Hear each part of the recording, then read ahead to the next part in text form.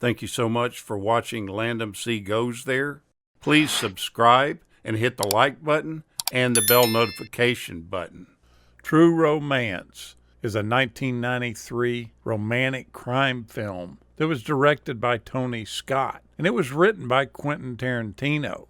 It features an ensemble cast led by Christian Slater, Patricia Arquette, with Dennis Hopper, Val Kilmer, Gary Oldman, Brad Pitt, and Christopher Walken in supporting roles. The film became an early script for Tarantino.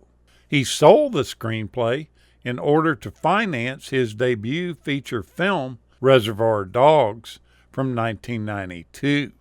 It's regarded to have a cross-section of the writer Tarantino and director Scott's respective trademarks, including Southern California settings, pop culture references, and stylized violence punctuated by slow motion.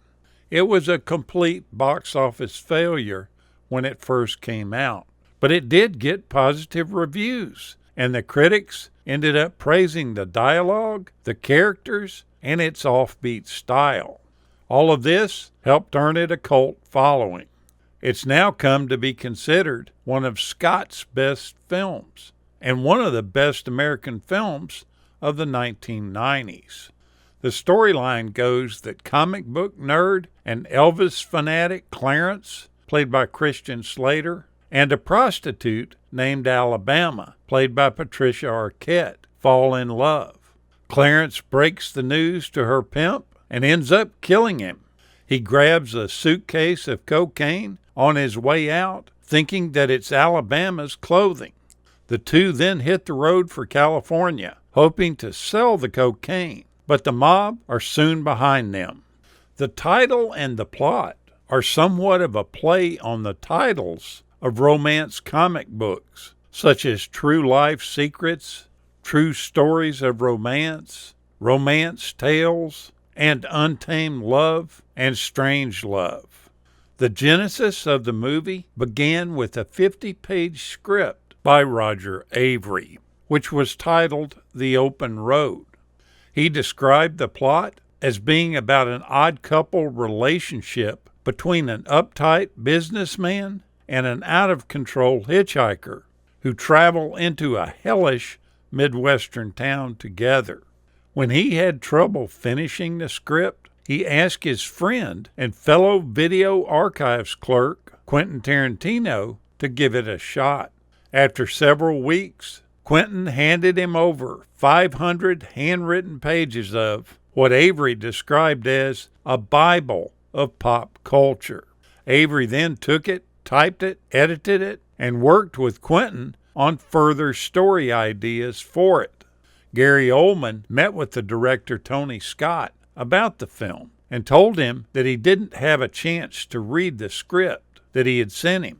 He then asked Scott what his part would be like. Scott told him, "You're playing a white guy who thinks he's black, and you're a killer pimp."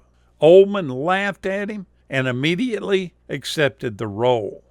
Tony Scott ended up giving Patricia Arquette the purple Cadillac that's so prominent in the film as a gift after shooting had wrapped, as the Ford Futura she was driving at the time kept breaking down and leaving her stranded on LA streets.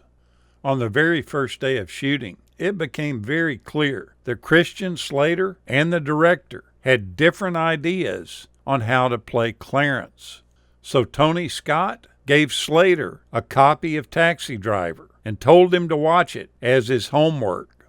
Copies of the original script went out to the studios with a tagline on it that said, "When you're tired of relationships, try a romance." In the earlier versions of the script, the character of Drexel had several more scenes. Many were removed and repurposed for Pulp Fiction in 1994, before being removed from that project as well.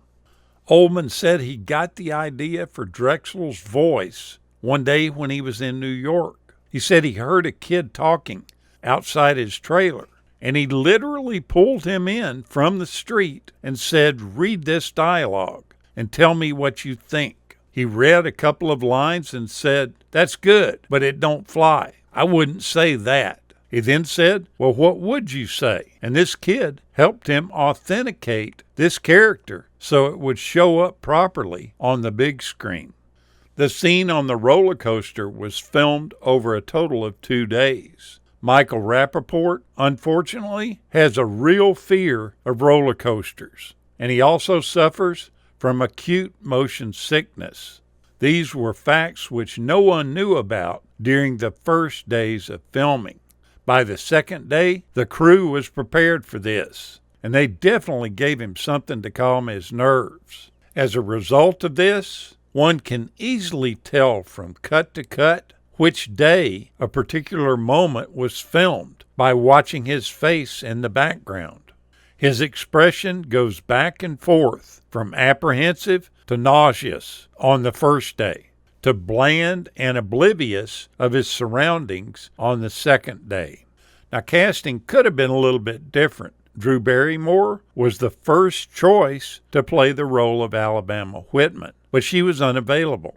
Tom Sizemore was originally cast as Virgil before eventually assuming the role of Cody Nicholson. Sizemore then recommended James Gandolfini for the role of Virgil. In the scene where Virgil beats the tar out of Alabama, it was heavily trimmed by the motion picture board. And Tarantino recalls that they were less concerned about her being beaten than they were about her fighting back. They complained that she looked too animalistic. The movie was originally intended to end with both Clarence and Alabama dying, but Scott claims that he had grown too attached to them and couldn't bear to kill them off. Quentin Tarantino was originally against the idea of sparing them, but he was won over by Scott's reasonings. Now, the lovely Patricia Arquette does an excellent job in the movie. She's been starring in critically acclaimed shows for a long time, and she has a host of siblings who went on to become actors too. When she was a young child, her parents came forward and offered to get her braces on her teeth, but she flat out refused. She claimed that she didn't want to look perfect and that it didn't feel like it would fit who she was inside.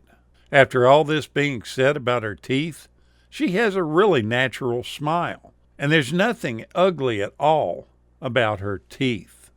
Go back and take a look at this intense film. It's a good one. Thank you so much for watching, and we'll continue to chase the classics.